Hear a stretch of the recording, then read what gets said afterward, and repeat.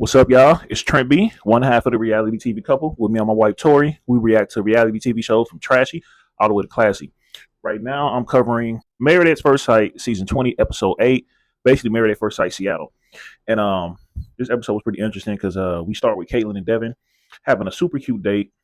It was kind of interesting. It's like the peers kind of scared Caitlin into being a better girlfriend, and we like to see it.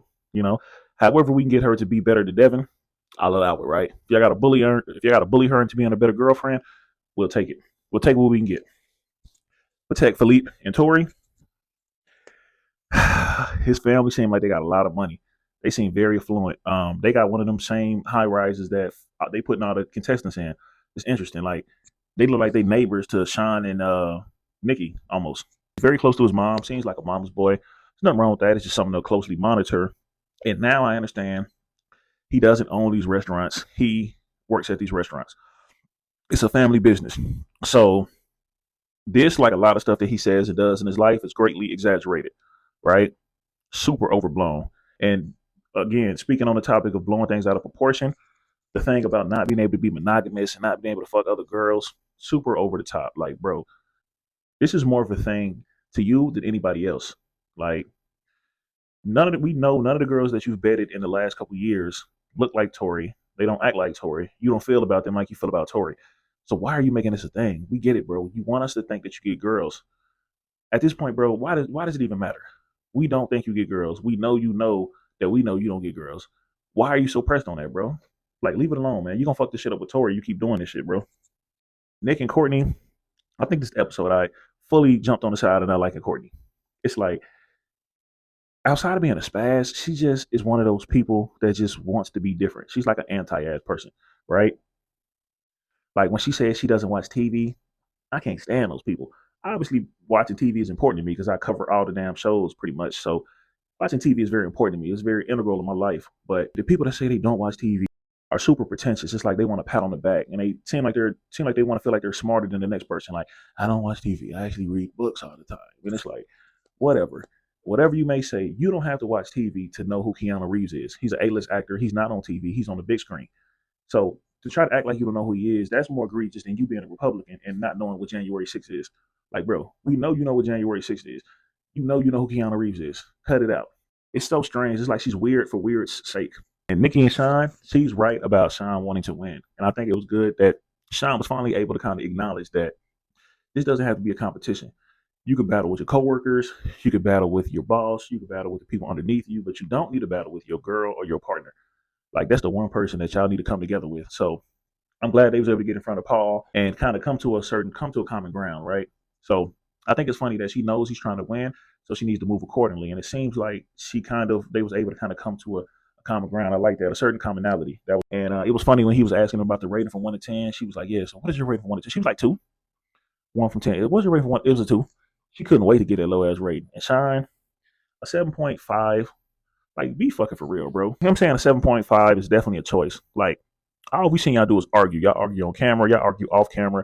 You argue about arguments that happen off camera that we didn't see. So it's like, for you to say a 7.5 is just, again, running with that narrative of trying to be the good guy, the fighter, the one that doesn't want to quote on a relationship. We starting to see what it is, bro. We see what it is. We see what you're doing. We're not rolling with it. These last 2 episodes, 8 and 9, Paul was checking shit left and right. I appreciate it. And it's just so funny that he needed somebody like Paul to put him in his place for him to finally loosen up. And I just thought it was interesting. And I appreciate Paul. He was the MVP of these last 2 episodes for sure. Now, Mecca and Belle Jolie, I like when they got in front of the therapist. Y'all seem super attracted to each other, but why not tongue kissing? That's so weird. He does have some kind of like unspoken barriers that we just kind of got to look into a little bit more, you know? Marissa and Adam. Marissa, why would you think a modern and conventional home that's clean and nicely decorated would be underwhelming for Adam? Like, why? Because he don't live in a fucking barn with a bunch of play toys. It's like, come on, man, with a bunch of dildos and shit in there. It's like, stop. This man had a pregnancy pillow in there, and nobody's pregnant. Like, be for real. She's really damning herself to be with him, and I wish he would stop doing that. Adam, another jet ski drop, right? Drink every time he says jet ski. I would be drunk, man. I would be on the floor right now if I drank every time he said jet ski. Oh my god, bro. We get it. We know you own some jet skis. Them shit's not even that expensive, bro. Like, what's your obsession with jet skis? When they did those pictures, it's like, why he make her teeth like that? I get the cook part, that was funny, but why he make her teeth like that? Is that a microaggression? Hmm. He, again, and when they were finally in their space away from the therapist, he was asking all these empty ass questions. It's like, bruh, he almost seems like he's an HR because he asked a lot of like HR interview type questions. Like, so tell me about a time. So, what are some things I could do to better assist you in your role? If you literally put in your role at the end of whatever he says, it almost sounds like it's a job type of question. It's super weird. And I think it's just empty. It don't mean nothing to him. Like he's gonna ask this shit and still do what he wants to do. That's why I think it's so funny that he asks these questions, right? But I do think it's interesting. It brings up a conversation between Nikki when it comes to like independent and interdependent, right? I think that's the word, right? You don't want to be codependent, but you got to be able to figure out how to integrate somebody into your life. And I don't think it's a super huge issue for her, especially if Sean was at least 6 feet. But it's going to be a little bit more work when him being on the shorter side, right? I don't like to say short kings. That shit just seems like like mocking them, but on the shorter side. Let's just put it like that. Caitlin and Devin, I thought it was interesting. Caitlin ran a cycling group. That was kind of cool. That was cute. I think that's dope. I never would have thought that about her. If I would have thought somebody would did that, I would have thought probably Courtney and then Marissa would have been that. I didn't think her. She don't seem like she has that outgoing of a personality to do that. But maybe she turns it on for work. But her friends can't stand them. We're a group of friends, right? She's just like it seems like she's in a circle of bitches. Like, why would y'all talk about that man hair when he get up? We get it. It's a look, but that's more of a style thing because would y'all rather him have some bland brunette hair like y'all got? Like y'all hair is not no better. Y'all basic with y'all hair. All y'all are basic. So it's like they're just a weird group of friends, right? And the one friend closest to Caitlyn is like she spent a month away from her husband. It's like if y'all swinging or if y'all just doing some other stuff, just tell us. Like just put it out there because that's not normal. In no world is that normal, right? Y'all can't sell that to me. I'm not buying that two for $1. What about his hair? We get it. I like it. It's got some flair to it, right? But she didn't really take up with him. She said a little bit, but she should have wrote him a little harder. I didn't like that. That was kind of weird to me. Mecca and Belzo Lee in the bedroom after getting that come to Jesus moment with Paul and the white lady. I thought it was funny because it was like he's just talking, saying all this shit, all this flirting. It felt like all talking with no action, right? And it's like the little cute, flirty music that wasn't selling the sexy shit neither. Apparently, they did go ahead and get it cracking, but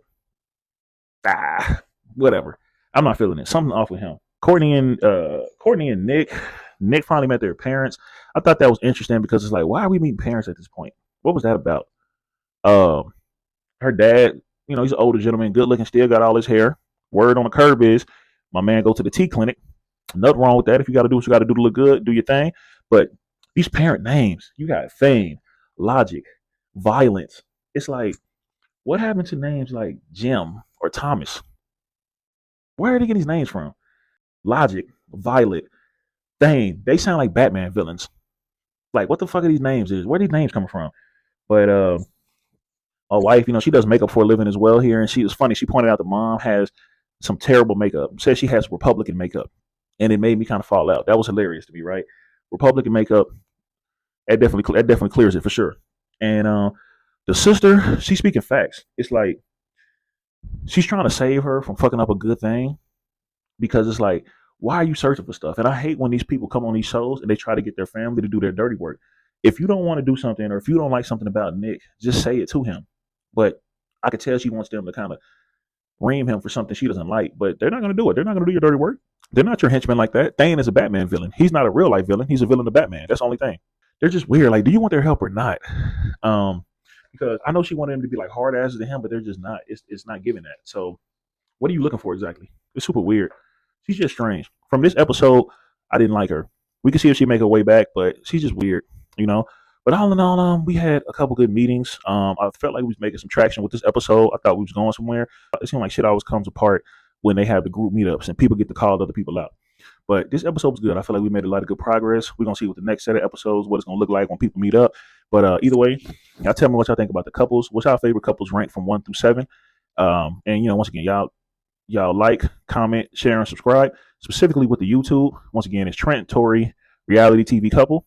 Trent and Tori TNT reality TV couple. Y'all show love to the YouTube. We trying to grow that majorly.